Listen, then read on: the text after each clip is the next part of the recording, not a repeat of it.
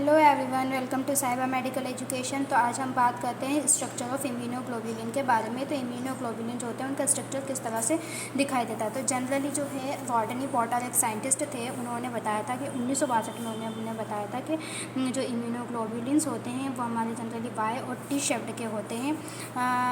उसके बाद ये जो इम्यूनोग्लोबुलिन्स होते हैं जनरली वो काय के बने होते हैं, ग्लाइकोप्रोटीन्स के बने होते हैं। इसमें 4 पॉलीपेप्टाइड चेन या 4 पॉलीपेप्टाइड चेन से मिलकर बने होते हैं। इसमें 2 लाइट चेन होती है और 2 हैवी चेन होती है। ठीक है, तो 2 लाइट चेन जो लाइट चेन होती है वो 214 अमीनो एसिड कंटेन करती है और हैवी चेन जो होती है वो 450 से 700 अमीनो एसिड कंटेन करती है। हैवी चेन जो होती है वो 450 से 700 अमीनो एसिड कंटेन करती है, 450 टू 750। और उसके बाद जो लाइट चेन होती है, ठीक है, ये लाइट चेन कितने अमाइनो एसिड कंटेन करती है। तो जो लाइट चेन होती है जनरली वो हमारे 214 अमाइनो एसिड कंटेन करती है। ठीक है, तो जितने दोनों चेन है, दोनों चेन में एक अमीनो टर्मिनल एंड प्रेजेंट होता है और कार्बोक्सी टर्मिनल एंड प्रेजेंट होता है। ठीक है, एक अमाइनो टर्मिनल एंड एक कार्बोक्सी टर्मिनल एंड इनके स्ट्रक्चर में प्रेजेंट होता है। जो हैवी चेन होती है, हैवी चेन के सेंटर में एक वेरिएबल रीजन प्रेजेंट होता है, जिसको हम हिंग रीजन बोलते हैं। क्या प्रेजेंट होता है? वेरिएबल रीजन प्रेजेंट होता है। इस वेरिएबल रीजन को हम हिंग रीजन बोलते हैं। प्रत्येक चेन जो होती है वो एक दूसरे से इंटर चेन के द्वारा कनेक्ट होती है। दोनों चेन क्या हो रही है हमारे एक दूसरे से इंटर चेन के थ्रू कनेक्ट होती है। ये जो दोनों चेन होती है, इन दोनों चेन में रीजन प्रेजेंट होते हैं। एक वेरिएबल रीजन होता है और एक फेवरेबल रीजन प्रेजेंट होता है। ठीक है, वेरिएबल रीजन जो होता है, वेरिएबल रीजन में अमीनो टर्मिनल एंड प्रेजेंट होता है। ठीक है हमारा, और फेवरेबल रीजन जो होता है उसमें constant region terminal and present होता है। जो चेन होती है, चेन वेरिएबल चेन, इसमें जो वेरिएबल चेन होता है उसकी संख्या 1 होती है। और जो लाइट चेन होती है, लाइट चेन में कांस्टेंट रीजन की संख्या हमारी 2 होती है। ये लाइट चेन है हमारी, ठीक है, वीएल वाली ये लाइट चेन दिखाई दे रही है। इसमें जो वेरिएबल रीजन होता है, मतलब ये जो होता है ये वेरिएबल रीजन होता है और ये जो होता है कांस्टेंट रीजन होता है। वेरिएबल रीजन और कांस्टेंट रीजन क्या होता है हम आपको बता देते हैं। ठीक है, देखो ये जो दिखाई दे रहा है इसको हम बोलते हैं वेरिएबल रीजन। यहाँ से लेके यहाँ तक का जो पोर्शन इसको वेरिएबल रीजन बोलते हैं। ठीक है हमारा, और यहाँ से जो स्टार्ट हुआ यहाँ से लेके तो यहाँ तक जो भी स्ट्रक्चर प्रेजेंट होता है उसको हम कांस्टेंट रीजन बोलते हैं। तो वेरिएबल रीजन कौन सा होता है? लाइट स्काई ब्लू का कलर का दिखाई देता है और कांस्टेंट रीजन डार्क दिखाई देता है। तो वेरिएबल रीजन क्या है? वेरिएबल रीजन प्रेजेंट होता है हमारा, देन कांस्टेंट रीजन प्रेजेंट होता है। तो जो वेरिएबल रीजन होता है, वेरिएबल रीजन की संख्या कितनी होती है? इसमें 1 होती है। ठीक है, और जो कांस्टेंट रीजन होता है, कांस्टेंट रीजन की संख्या इसमें 3 प्रेजेंट होती है हमारी। ठीक है, वेरिएबल रीजन की संख्या 1 होती है और कांस्टेंट रीजन की जो है उसकी संख्या 3 प्रेजेंट होती है।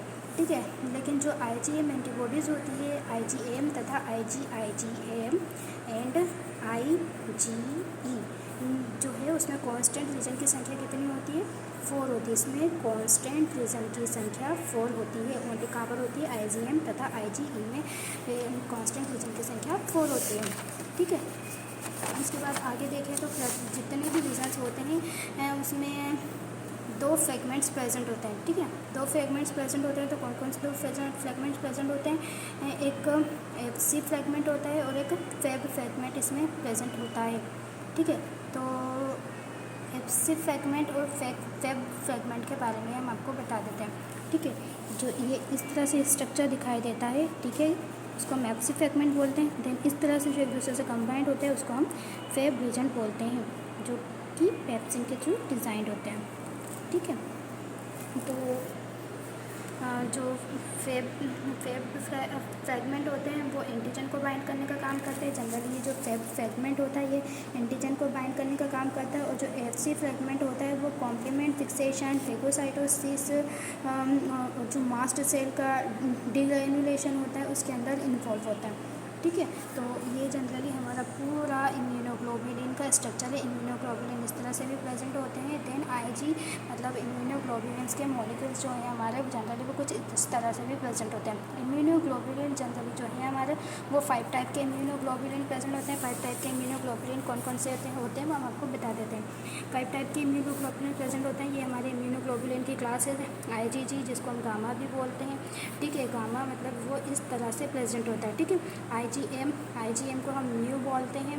म्यू का सिंबल ये हमारा इस तरह से दिखाई देता है। IgA दैट मीन्स अल्फ़ा कुछ इस तरह से रहता है, इसका सिंबल है। IgD को हम डेल्टा बोलते हैं। डेल्टा जो फॉर्म है वो इस तरह से दिखाई देता है हमारा। और लास्ट है हमारा IgE, जिसको हम बोलते हैं एप्सिलॉन जो होता है वो कुछ इस तरह से हमारा प्रेजेंट होता है। तो जनरली ये 5 क्लासेस में इम्यूनोग्लोबुलिन जो एंटीबॉडीज़ होती है उसको क्लासिफाई किया गया है।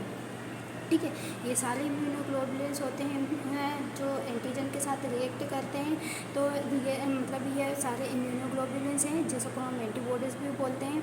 ठीक है, जब ये एंटीजन के साथ रिएक्ट करते हैं तो इम्यूनोग्लोबुलिन कहलाते हैं। जब रिएक्ट नहीं करते जब रिएक्ट करते हैं तो एंटीबॉडी कहलाते हैं। और जब रिएक्ट नहीं करते तो आई अगेन रिपीटेड ये सभी जो हैं क्या है हमारे IG इम्यूनोग्लोबुलिन्स हैं।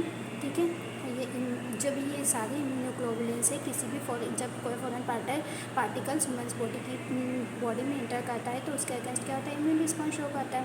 ठीक है, तो उस जो फॉरेन पार्टिकल हमारी बॉडी के अंदर इंटर हुआ है उस एंटीजन से, उस फॉरेन पार्टिकल से जब ये रिएक्ट करते हैं तो एंटीबॉडीज़ कहलाती है। और जब ये सभी कंपोनेंट जो हमारे इम्यूनोग्लोबुलिन की क्लासेस है ये रिएक्ट नहीं करती तब यहाँ इम्यूनोग्लोबुलिन कहलाती है। ठीक है, जनरली ये इम्यूनोग्लोबुलिन है, ये इम्यूनोग्लोबुलिन हमारे Y and T शेप्ड के प्रेजेंट होते हैं। ठीक है, और ये जो है एक इनका सेडिमेंट कोफिशिएंट के थ्रू जुड़े होते हैं। अलग अलग जो इम्यूनोग्लोबुलिन होता है उनका मॉलिक्यूलर वेट अलग अलग होता है। जनरली इसमें 2 चेन प्रेजेंट होती है। ठीक है, एक इसके अंदर लाइट चेन प्रेजेंट होती है और एक इसमें हेवी चेन प्रेजेंट होती है। लाइट चेन जो होती है वो 214 अमीनो एसिड कंटेन करती है, 214 अमीनो एसिड कंटेन करती है। और हेवी चेन जो होती है 450 से 700 अमीनो एसिड कंटेन करती है। ठीक है, दोनों चेन के बीच में एक फेवरेबल रीजन प्रेजेंट होता है जिसको हम हिंग रीजन भी बोलते हैं। ठीक है, ये यहाँ से लेकर यहाँ तक जो रीजन प्रेजेंट होता है उसे हम वेरिएबल रीजन बोलते हैं। देन यहाँ से जो स्टार्ट होता है यहाँ से लेके तो यहाँ तक जो रीजन प्रेजेंट होता है उसे हम कांस्टेंट रीजन बोलते हैं। ठीक है, तो इसमें जो इम्यूनोग्लोबुलिन का स्ट्रक्चर होता है, इम्यूनोग्लोबुलिन स्ट्रक्चर में एक अमीनो टर्मिनल एंड प्रेजेंट होता है और दूसरा कार्बोक्सी टर्मिनल एंड प्रेजेंट होता है। कुल मिला के इसके अंदर 2 एंड्स प्रेजेंट होते हैं, अमीनो टर्मिनल एंड्स और एक है कार्बोक्सी टर्मिनल एंड।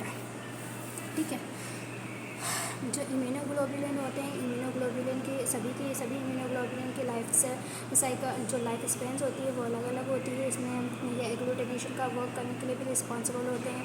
ठीक है, जो IgG एंटीबॉडीज़ होती है, जनरली IgG एंटीबॉडीज़ होती है वो क्या करती है, प्लेसेंटा को क्रॉस करके जो बेबीज़ होते हैं उसको न्यूट्रिशन प्रोवाइड करने का वर्क करती है। IgM एंटीबॉडीज़ जो होती है वो कॉम्प्लीमेंट फिक्सेशन का वर्क करती है।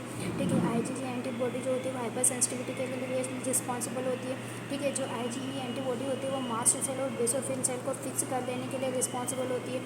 उसके बाद आता है हमारा IgG एंटीबॉडीज़ जो होती है, IgG एंटीबॉडीज़ क्या करती है, IgG एंटीबॉडी प्लेसेंटा को क्रॉस करके नवजात शिशु को प्रोटेक्शन प्रोवाइड करने के लिए भी रिस्पॉन्सिबल होती है। उसके बाद नेक्स्ट आता है हमारा IgA एंटीबॉडी क्या करती है, म्यूकस मेम्ब्रेन जो होती है उसकी लाइनिंग प्रक्रिया में प्रेजेंट जो सेल होती है उसको सिंथेसाइज करने का वर्क करती है।